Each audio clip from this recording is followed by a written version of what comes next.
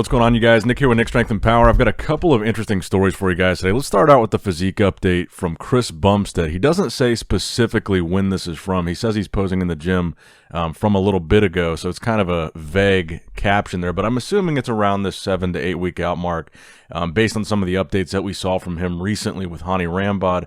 We know those announcements and those videos were recent, and he looks pretty comparable to how he looks there. So my opinion on everything that we've seen of Chris Bumstead going up until this point is that he looks really big. To me, he looks bigger than in previous preps, and to me, I think maybe that's their strategy. Maybe that's what Hani and Chris are planning on doing differently, is bringing in a bigger version of Chris than we've ever seen before. I know he's got a little bit of room to play with as far as the weight cap for his height. He is a taller guy, so he has a little bit of a higher weight limit than the other guys already. So he was already one of the bigger guys in that lineup because of his height. But it looks to me, at least upper body wise, he looks huge.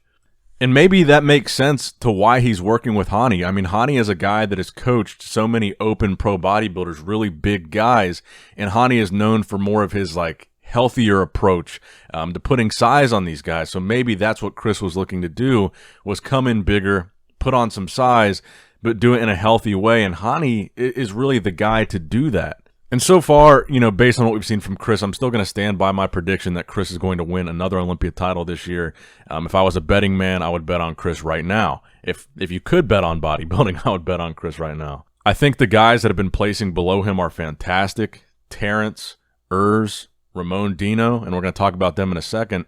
But I just think from an overall structure standpoint, his overall look, his overall stage presence, and now the size that he looks to have, I just don't see anybody beating Chris yet. Any of those guys just having the size to beat him. And I know that it's classic physique. It's not about size. It's a lot to do with shape and structure and posing, which is why I think Terrence does so well. But when you take that classic shape, that classic size, those classic proportions, those classic poses, and you put it on a really big bodybuilder, because that's what Chris is, it's just a really dangerous, complete combination. I don't see Chris being beaten. Now, we did get a physique update at 7 weeks out from Urs Kalecinski. I think Urs has looked phenomenal in basically everything that we've seen, and really, this isn't that revealing of a physique update compared to what we've seen of him before. I mean, a couple weeks ago, we saw basically a full posing video from him where he showed off the fact that he already had striated glutes. I think it was at 9 weeks out, and he has the caption on here, had some cookies last night. So not only does he look shredded, but he looks really full, I think was the point of this update. His delts look crazy capped, crazy round. And I see Urs moving up a couple placings this year. I don't see Breon placing ahead of Urs this year. Last year he did. This year I don't see that happening. So I think Urs is going to insert himself a little bit more into that conversation. I think he's improved a lot over the last year or so, and I think that's going to be reflected in his placing.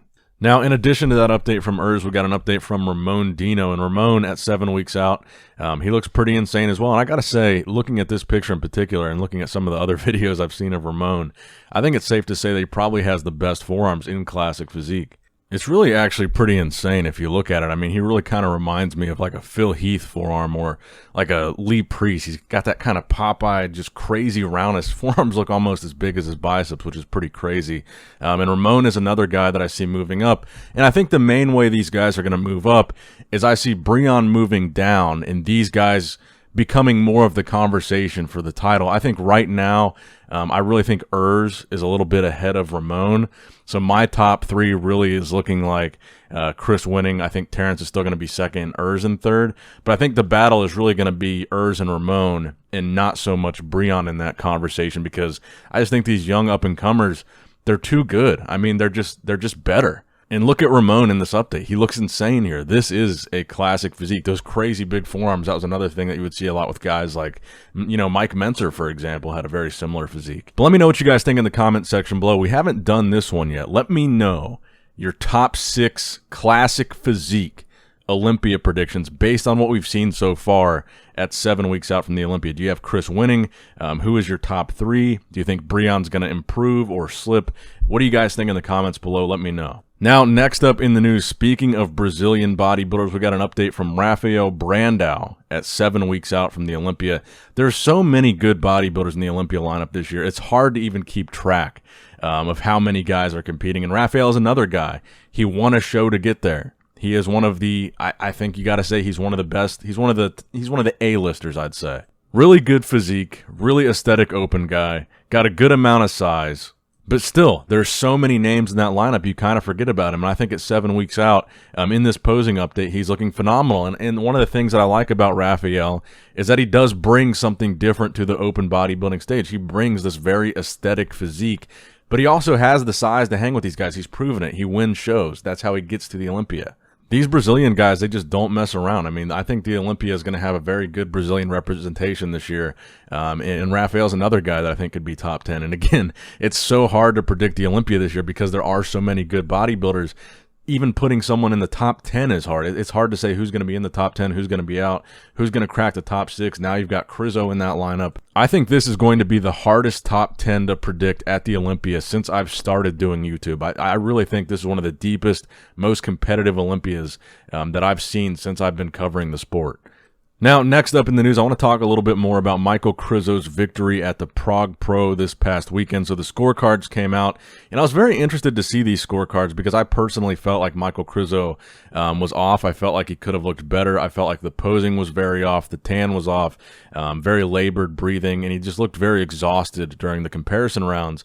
But actually, I was surprised to see when the scorecards came out, Michal Krizo won with a perfect score at both prejudging and finals with a score of 3 at both, a final score of 6, and then the runner-up, Jan Turek, had 6 at prejudging, 6 at finals, which meant a unanimous second-place vote for him, and then a score of 12. So Michal Krizo won, undisputedly, unanimous decision. There was no faltering in the judging that he was going to be first, which I was actually kind of surprised by. And I'm really not saying this at all to be overly critical of Krizo. I just want to see him. I want to see him look his best. I want to see him do better for the Olympia. I want to see him be a real threat. And I just think that what we saw in Prague was not enough to do that. And I even saw a comment earlier today. And again, it's kind of hard to verify this, but he says, "My friend was there who did compete in 212, so he was backstage. Krizo turned up late for tanning, then straight onto stage without even pumping up. Not sure if he takes it serious. He definitely has to if he wants to compete at the Mr. O."